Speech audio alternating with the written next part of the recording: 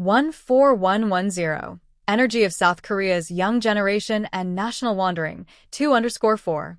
Right now, we are in an era where what used to be mere cultural activities must transition into cultural businesses. However, in an age where we ought to pursue cultural enterprises, there is no one who has received an education in cultural business. In the future, South Korea will engage in high-quality business and activities once it establishes itself through cultural enterprises. That involves creation in all fields. Talking about it like this might feel abstract because people are so thoroughly uneducated in it right now. Then, let's examine our culture a bit. Is the system that operates a country culture or politics? Most don't know this. It is political culture. That is the direction we must move toward. What about operating an enterprise? An enterprise operation culture must emerge, businesses that operate correctly. This kind of creation must take place. And is religion merely faith? It might be uncomfortable to ask, but religion has also become a part of culture. The political culture used around the world has entered here, various religions have entered as culture, and even technology has entered as culture. Why did all these things enter? From technology to the very lifestyle within households, culture entered. We temporarily set aside everything our ancestors lived by during the Joseon dynasty and absorbed all of humanity's culture. South Korea is the country that absorbed all of humanity's knowledge and culture. Why did we absorb it? People don't know this. All of this material entered so that each of us, with our individual talents, could absorb it, conduct research, and evaluate whether we should continue living this way in the future. The culture of medical arts for hospitals also entered, the hospital culture of healing people. The culture of laborers working also entered. Thus, as corporations were formed, everything, starting from labor, entered so that we could discover what these things truly mean. However, people only focused on working and making a living. As time passed and these things developed, South Korea was meant to define the true meaning of labor within this context. When did that question enter South Korea, a phrase used abroad? Harvard's Michael Sandel with justice. What's the right thing to do? South Korea should have been the one searching for what justice is, yet they were searching for it over in America. Justice. What is it?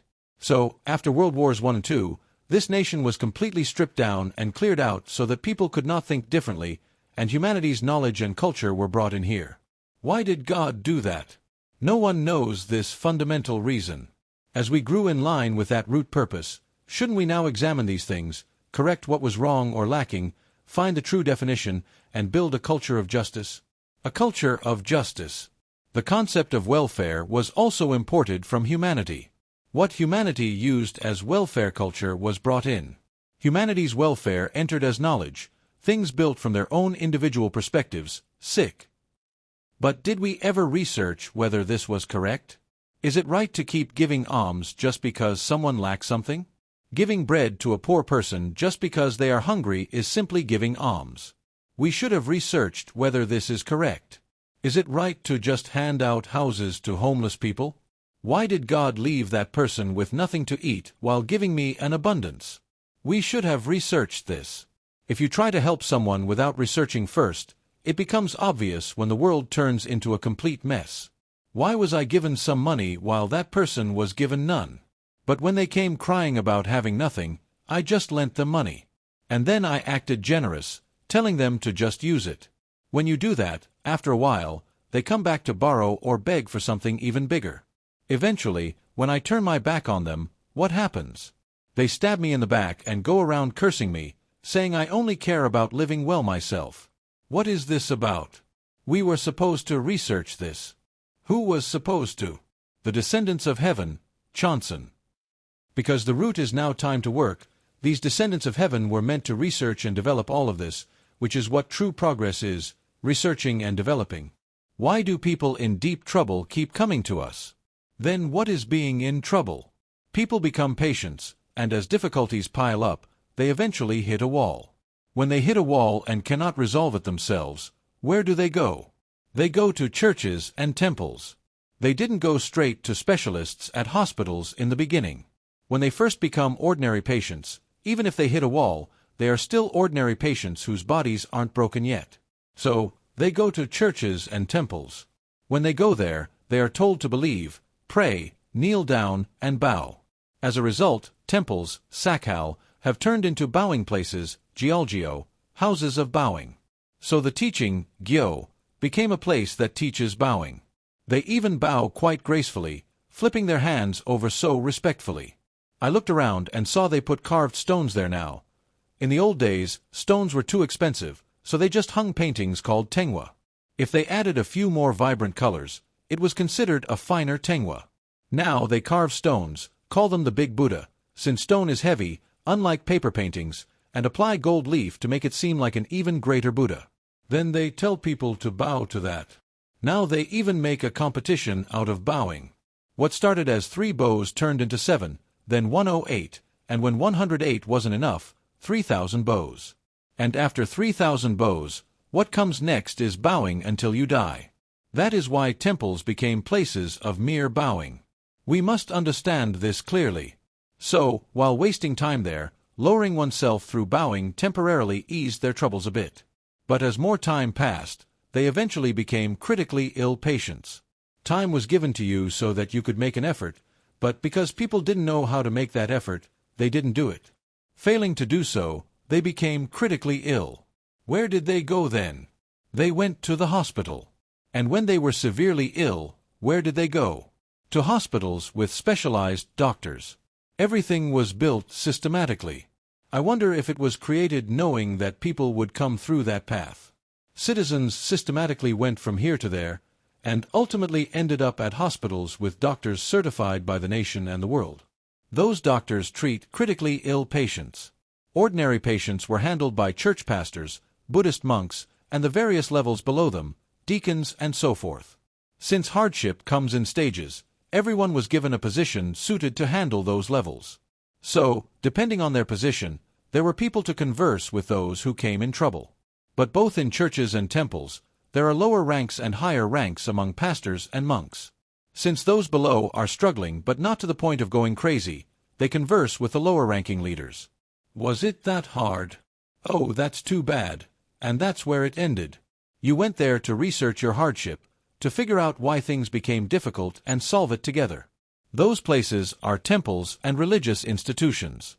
I need to explain this clearly first. If this isn't detailed, people don't understand and keep asking questions. Look, to build a nation and guide its citizens correctly, there must be schools. During the Joseon dynasty, there were no schools, only village schools, seodang. They served the role of schools, but only the children of the nobility, sadebu, went there. Ordinary people didn't go there to learn. There were no schools. So when South Korea was established after World Wars I and II, the descendants of heaven were born in the poorest country in the world. We lived worse than North Korea back then. Even up until the 1970s, North Korea was wealthier. That's why many people got tied up with them. Yet, how many schools did we build? We were poorer than the poorest countries in Africa. If we don't remember this, we can't move forward. This was heaven giving us an opportunity, making us go through hardship and pain so that we would make an effort. It wasn't because there was no money.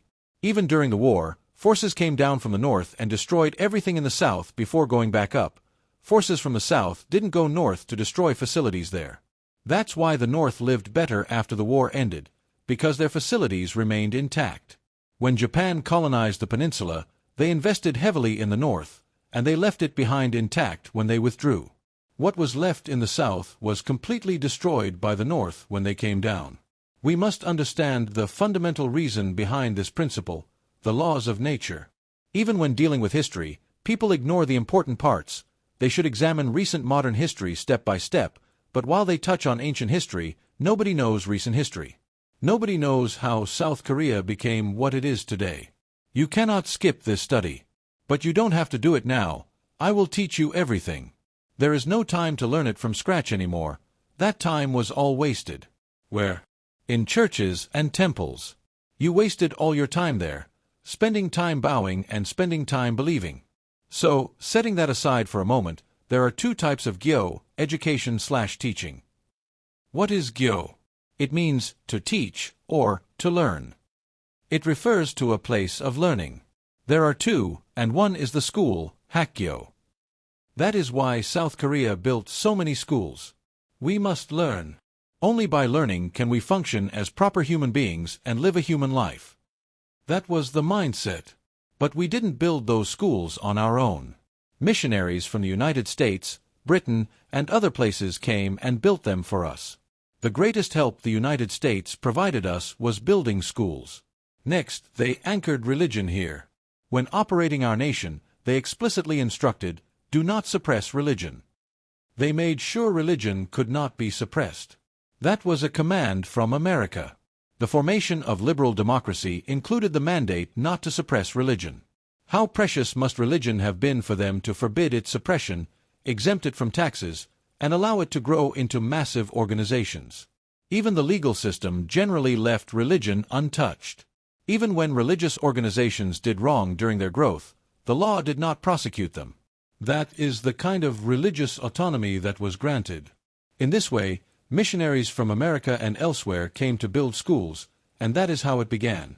No nation in human history, since the creation of the world, has built this many schools in just 20 years except South Korea. We need to realize this. Furthermore, there is no other country where religions expanded this rapidly in just 20 years. What does this symbolize?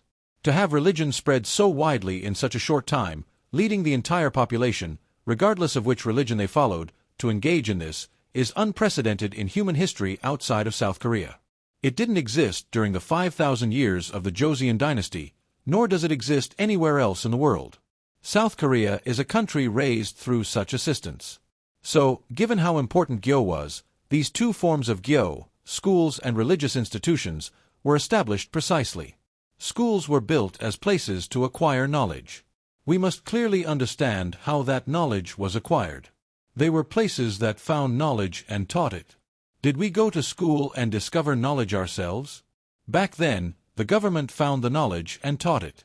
That is what a school was. If they hadn't found and taught it systematically, it would have been chaotic.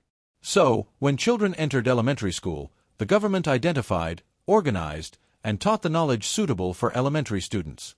This is an important point that shouldn't be missed. After teaching them like that, by the time they were ready for college and becoming adults, they were taught knowledge suited for that stage. It was done well, exceptionally well. However, after people acquired basic knowledge at school and stepped out into society, was their learning finished? The knowledge they acquired was only at the 30% level. With only 30%, one cannot function properly as a complete human being. Furthermore, people tend to view knowledge as something grand expressed in writing, but knowledge, G-sick, is merely individual perspectives. G-sick equals my own view. That is why it is called G-sick. It belongs to the self, G, not us. If we do not define this correctly, we cannot move forward.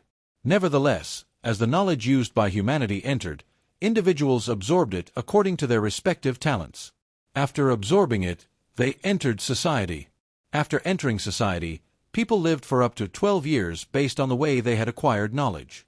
While acquiring knowledge, Christians had a hard time, Buddhists had a hard time, and everyone struggled. Taoist masters struggled, and shamans struggled. As we lived like this for about 12 years, some started facing difficulties after 6 years, some after 7 years, and by the 12th year, what happened? The baby boomers, who were the first generation to acquire this knowledge, all faced severe difficulties after 12 years. Those who started families struggled, those who met friends struggled, everything became difficult. As these difficulties accumulated over 12 years, they turned into patience.